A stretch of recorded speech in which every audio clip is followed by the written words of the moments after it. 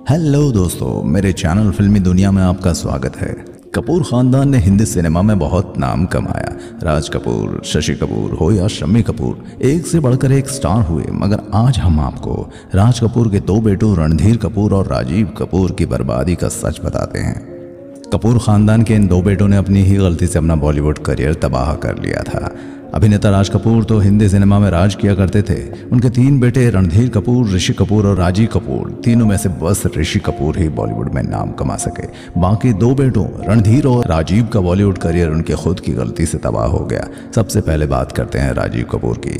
राजीव 25 अगस्त 1962 के दिन बम्बई में पैदा हुए थे। सबसे छोटे बेटे चिंपू कपूर खानदान के थे, इसलिए बस 12वीं तक ही पढ़ाई की, क्योंकि उन्हें पता था कि उन्हें क्या करना है। पूरा खानदान ही एक्टिंग में था, तो इनको भी वहीं आना था। सपने बड़े थे क्योंकि पिताजी राज कपूर थे द शोमैन। मगर सबसे बड़ा झटका तो खुद पिता ने ही दे दिया। राजीव अपने करियर को लेकर बहुत ज़्यादा सीरियस नहीं थे, जिसकी वजह से राज उनसे नाराज रहा करते थे। एक दिन राजीव को बुलाकर बोले, बेटा चिंपू, इस उम्मीद में मत रहना कि राज कपूर अपनी थाली में तुम्हारे लिए ऑफर सजा कर लाएगा। बेटों को हीरो बनने की मदद तो नहीं की उन्होंने, हाँ उनको फिल्म प्रेम रोग के सेट पर दूसरे छोटे मोटे कामों में जरूर लगा दिया। वो सेट पर झाड़ू लगाते और वहीं दूसरे कर्मचारियों के साथ खाना भी खाते। कभी कभी ऋषि कपूर से डांट भी खानी पड़ती थी। बाद में परेशान होकर खुद ही हाथ पैर मारने लगे और अपने दम पर एक फिल्म हासिल कर ली। साल था 1983 और फिल्म थी एक जान है हम। पहली ही फिल्म पूरी तरह से फ्लॉप हो गई। बस एक गाना बड़ा हिट हुआ, याद तेरी आएगी मुझको बड़ा सताएगी। राज कपूर ने बेटे को एक मौका देने का फैसला किया। वो एक फिल्म बनाने जा रहे थे जिसमें एक हीरोइन यास्मीन जोसेफ के साथ बेटे राजीव को हीरो बनाना था। मगर ये क्या, राजीव तो फिल्म में ध्यान देने के बजाय कहीं और ही बिजी रहने लगे थे। फिल्म में एक दूसरी हीरोइन थी दिव्या राणा। राजीव का उनके साथ अफेयर हो गया और वो फिल्म के सेट पर ही शूटिंग में ध्यान कम और दिव्या के साथ इश्क ज्यादा फरमाते नजर आते थे। ये बात राज कपूर से छिपी नहीं रही। उन्होंने भी बेटे को सबक सिखाने के लिए एक बड़ा फैसला ले लिया। उन्होंने फिल्म में अपने बेटे का किरदार कमजोर कर दिया और नई हीरोइन यास्मीन पर पूरा फोकस कर दिया। 1985 में फिल्म आई राम तेरी गंगा मैली। आते ही फिल्म ने धमाल मचा दिया। यास्मीन जोसेफ रातों रात स्टार बन गई और मंदाकिनी के नाम से मशहूर हो गई। मगर राजीव कपूर सुपरहिट फिल्म के बाद भी बस टहलते ही रह गए।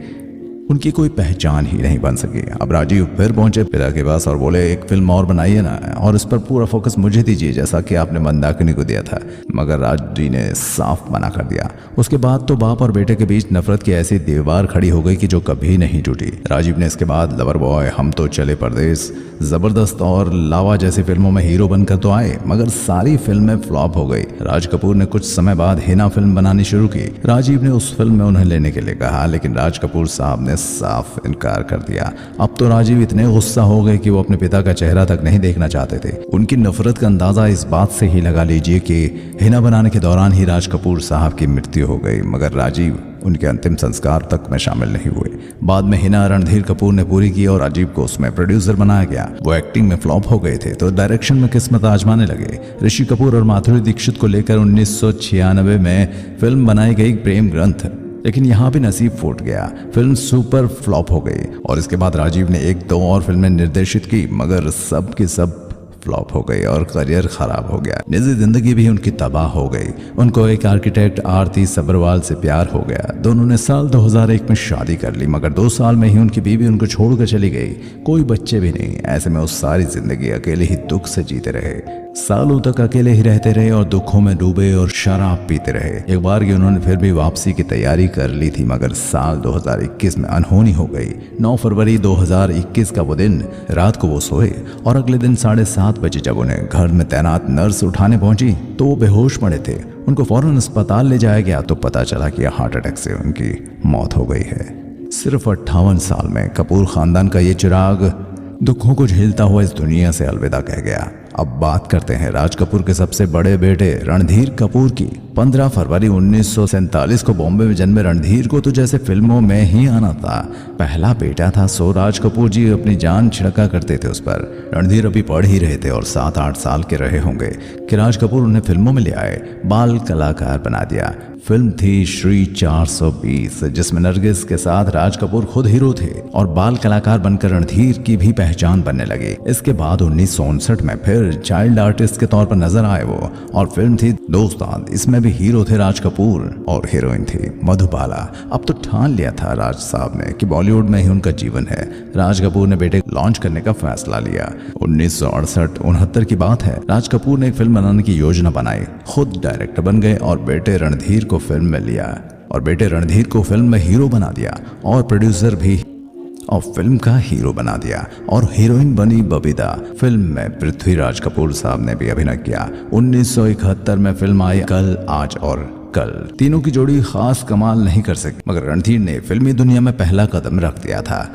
मगर फिर 1972 में फिल्म आई, जिन्होंने कपूर खानदान के सबसे बड़े बेटे की किस्मत पलट कर रख दी। फिल्म थी रामपुर का लक्ष्मण, जिसमें रेखा के साथ उन्होंने कमाल कर दिया। फिल्म की कहानी तो इतनी जबरदस्त थी कि उस दौर के लोगों को आज भी याद होगी। दूसरी थी 1972 में आई जवानी दीवानी, जो कॉमेडी लव स्टोरी थी, जिसके गीतों ने तो धूम मचा दी थी। जाने जा ढूंढता फिर रहा हूँ तुझे, रात दिन, ये जवानी है दीवानी, सामने ये कौन आया, और नहीं नहीं अभी नहीं पिया, ये गीत लोग आज भी गुनगुनाते हैं। तीसरी फिल्म थी जीत।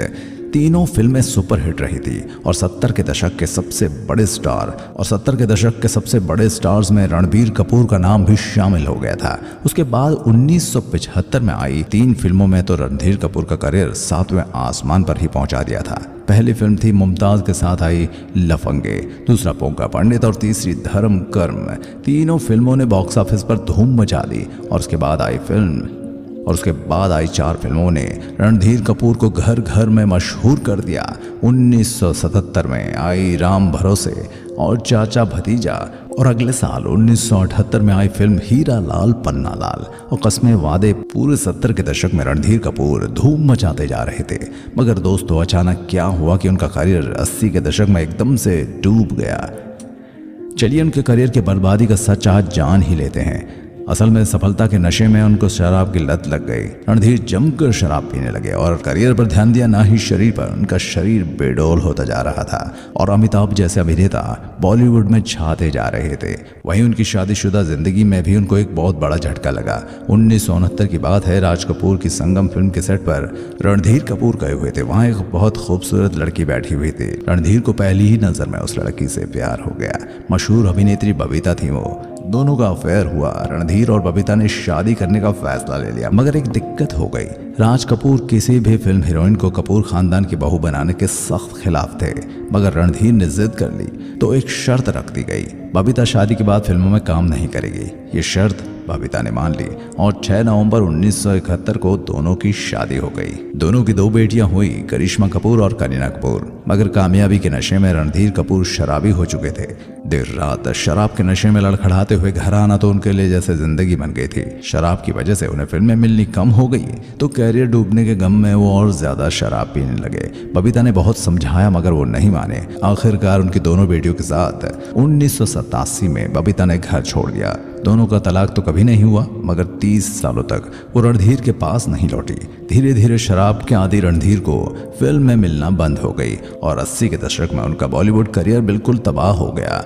अब वो 75 साल के हो चुके हैं और काफी बीमार रहा करते हैं। वो ठीक से चल भी नहीं पाते। एक नर्स 24 घंटे उनके साथ उनके घर पर ही तैनात रहती है। दोस्तों, आपको राजीव और रणधीर कपूर कैसे लगते थे? उनकी कोई फिल्म का गीत या कोई किरदार आपको पसंद आया हो तो हमें कमेंट में लिखकर जरूर भेजिएगा। और ऐसी ही और स्टोरीज जानने के लिए आप मेरे चैनल फिल्मी दुनिया को सब्सक्राइब भी कर सकते हैं।